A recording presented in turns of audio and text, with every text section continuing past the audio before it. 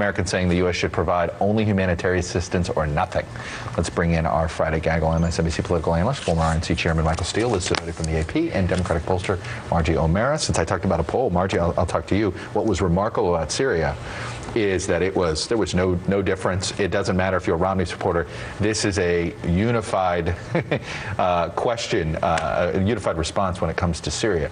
That a lot of weariness. Absolutely. Not only that, other polls show nearly identical results at 2/3 oppose some action. So a lot of times we see questions that are very subjective, depends on the question wording or the context given. Right. This is not one of those topics. And it depends, is it about Obama? Right. You don't see any difference of being Obama's supporters or non-supporters. This is a 4-point question. Yeah. Other questions are a 2-point question. It doesn't. 2/3 say they oppose some action. You know, Liz, I've said this is a political problem for the president, but it's not a domestic one. It's an international Correct. one. And this is one of those where the international community doesn't know what else to do but beg the U.S. to lead on this. He's hesitant because he's got, obviously it's a domestic political issue, but this is the challenge for him. And there's some big criticism for him on this. Yeah, well, he's in a really, really tough spot here because you do have the international community pleading with, the world's largest superpower to intervene. Let me say, the international community with the exception of Russia, right.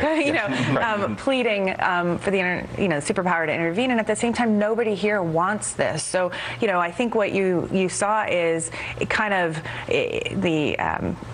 an odd confluence of events yesterday, where 93,000 people, they say were killed, and the administration seemed to feel like they had to do something. And so the optics of it all yesterday was very I thought strange. The optics was weird. The president doing an LGBT event while the deputy NS communications advisor, Ben Rhodes, is announcing the policy. Which illustrates the challenge he's in, right? Yeah. What he's facing. And Michael, look, let's be realistic. This is one of those, we're not going to know what the right call is for 25 years. Right. Okay, let's not pretend we know the answer today. We know that we're not going to know the right call, and even in 25 years, they'll say, "Who knows if acting earlier?" And it kind of harkens back, at least for me, to some of the things that the Bush administration went through in the early days, getting intelligence in that was saying one thing, trying to develop a policy around that. This administration finds itself in the same boat. They're getting intelligence information in about whether this crosses the red line. Their line, by the way, it's an arbitrary line that they've put in place.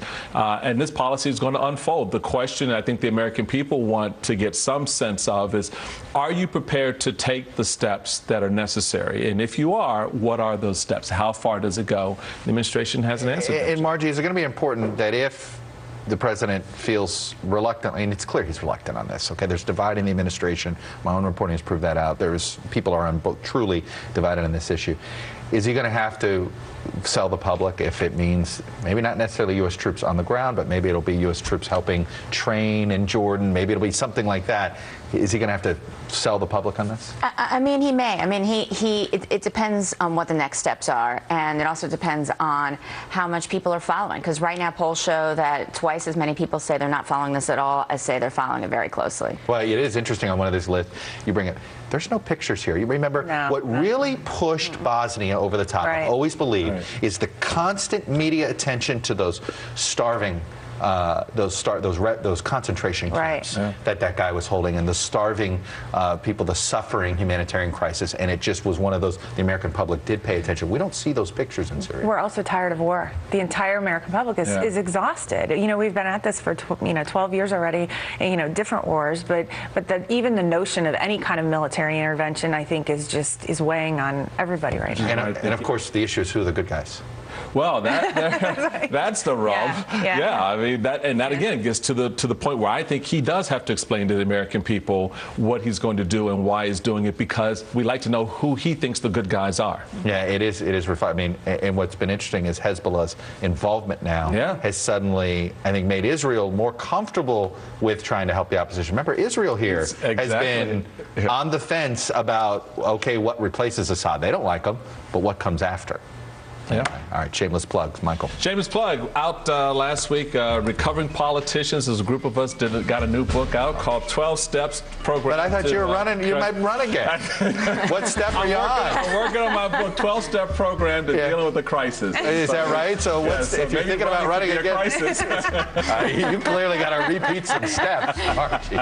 Shameless plug, Father's Day this weekend, and looking forward to spending it with my husband, Jules. He's a great dad. Oh, that is great. And one of my sisters, Ann Rogers and Jason Rogers, married 10 years today. I'm going to celebrate by going to Jacobs Field and watch the Nats take on the Tribe. Unfortunately, they're going to be rooting for the Tribe. I'll be rooting from here for the Nats. Well, all right. Go Nats anyway. That's